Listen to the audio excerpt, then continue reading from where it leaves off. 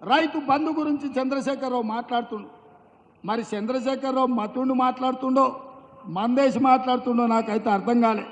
వేసినాక దిగినాక మాట్లాడుతుండో వేసే ముందు మాట్లాడుతుండో.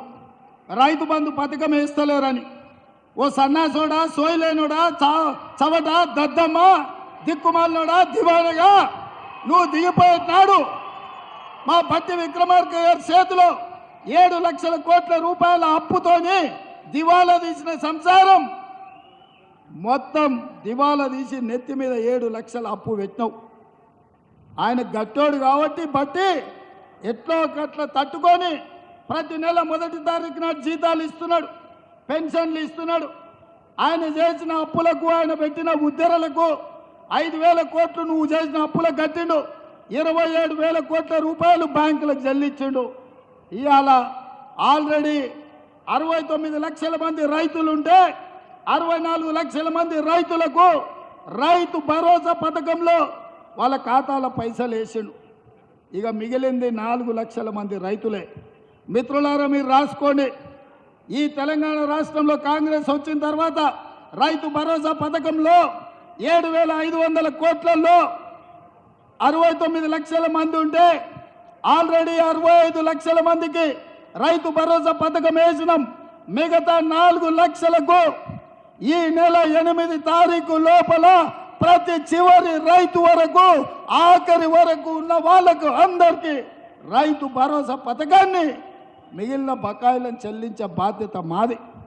ఒక పక్కన జీతాలు ఇచ్చుకుంటూ అంగన్వాడీ వర్కర్లు, ఆశా వర్కర్లు, బడులలో మధ్యాహ్నం భోజనం వండే వర్కర్స్ నుంచి ప్రతి వాళ్లకు ప్రతి నెల 1వ తారీఖు నాడు జీతాలు ఇస్తూ నువ్వు నెత్తి మీద పెట్టిన కుంపటి 7 లక్షల కోట్ల అప్పుకు 27,000 కోట్ల రూపాయలు మెత్తి కట్టుకుంటూనే మా రైతుల పట్ల ప్రేమ ఉన్న మేము 150 రోజులు తిరిగే లోపలనే 7,500 కోట్ల రూపాయలు ప్రతి చివరి రైతు వరకు రైతు భరోసా పథకాన్ని అమలు చేస్తున్నాం.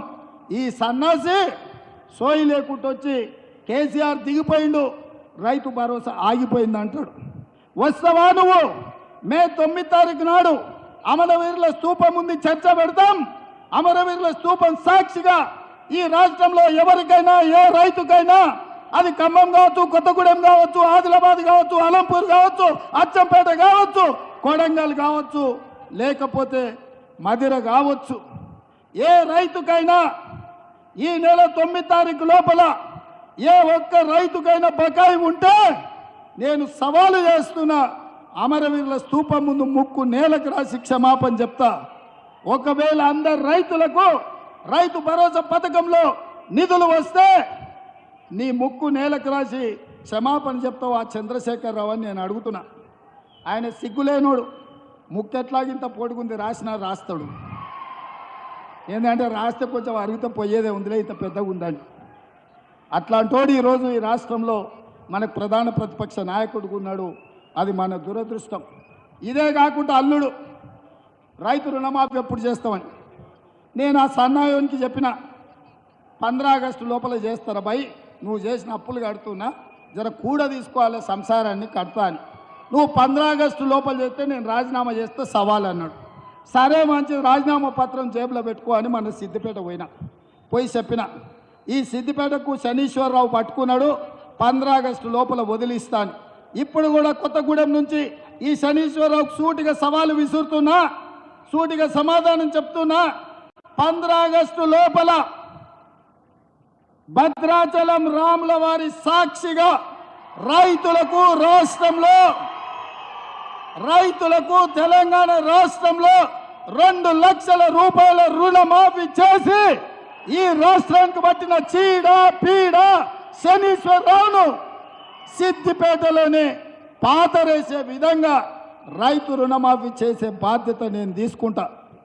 నువ్వు మాట మీద ఉండే మనిషివే అయితే దూలం లెక్క పెరిగిండు, కానీ దూడకున్న బుద్ధి కూడా హరీష్ రావుకు లేదు. మొదట్లోటి చెప్పి మధ్యలో చోటు చెప్పి చివరికి పారిపోదామని ఎత్తుగడలు వేస్తున్నాడు.